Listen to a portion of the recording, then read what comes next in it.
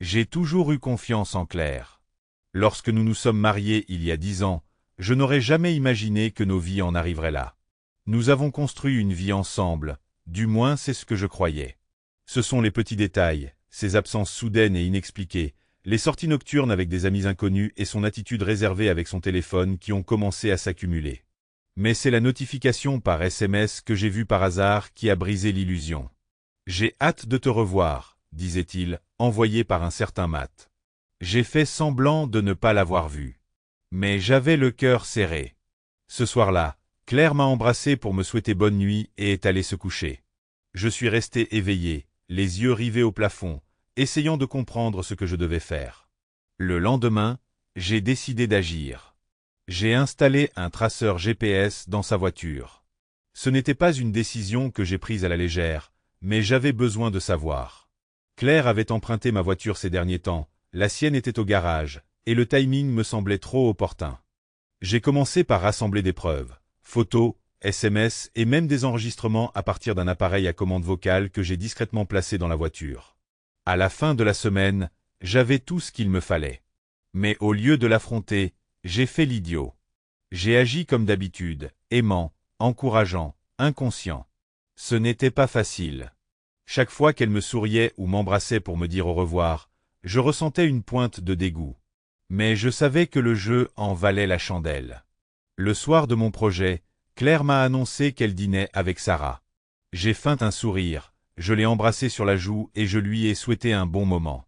Dès qu'elle est partie, j'ai pris mes clés et j'ai suivi le traceur GPS. Effectivement, elle rentrait au motel. À mon arrivée, j'ai attendu qu'il soit à l'intérieur, puis j'ai agi. J'ai d'abord crevé 2 pneus de ma voiture. Celle que Claire avait conduite jusqu'ici. Pas tous les 4, ça serait trop évident. J'ai ensuite retiré les bougies du moteur, il ne roulerait pas ce soir. J'ai attendu qu'ils commencent à marcher pour me garer à leur hauteur. Claire pâlit en me voyant. « Tu as besoin d'un chauffeur ?» demandai-je d'une voix faussement aimable. « Marc, je peux t'expliquer, » commença-t-elle, mais je la coupai. « Sauve-la.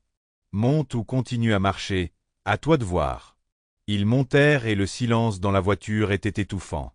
Claire était assise sur le siège passager, les yeux rivés sur moi avec nervosité, tandis que Matt s'agitait à l'arrière. Je sentais la tension qui émanait d'eux deux. Je ne les ai pas ramenés chez eux, mais je les ai emmenés sur un tronçon de route déserte près de la sortie de la ville. Quand j'ai arrêté la voiture, le visage de Claire s'est déformé, confus. « Qu'est-ce que tu fais ?»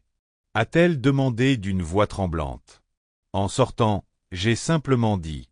J'ai ouvert la portière côté conducteur et je suis sorti. Avant qu'ils puissent réagir, j'ai tendu la main vers la banquette arrière, pris leur téléphone et les ai jetés dans la rivière toute proche. « Marc, arrête !» a crié Claire, mais c'était trop tard. Les téléphones disparurent sous l'eau avec un plouf de satisfaction. « Maintenant, tu es coincé, dis-je d'une voix froide. Bon courage pour rentrer. » La suite fut encore plus satisfaisante que je ne l'espérais.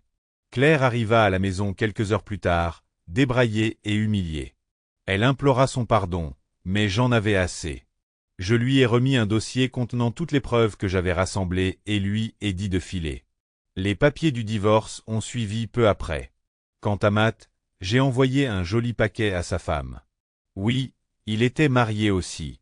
J'ai inclus les photos, les messages et un mot manuscrit. Votre mari a été très occupé. J'ai entendu dire que sa femme l'avait mis à la porte et l'avait mené en bateau lors du divorce. Une justice poétique, je dirais. Maintenant, des mois plus tard, je reconstruis ma vie. Ça n'a pas été facile, mais savoir que j'ai su me défendre me procure une étrange paix. Les actions de Claire et Matt ne m'ont pas brisée, au contraire, elles m'ont rendue plus forte. Et de temps en temps, quand je repasse sur ce tronçon de route où je les ai laissés en plan, je souris. C'est un rappel que le karma a une drôle de façon de fonctionner.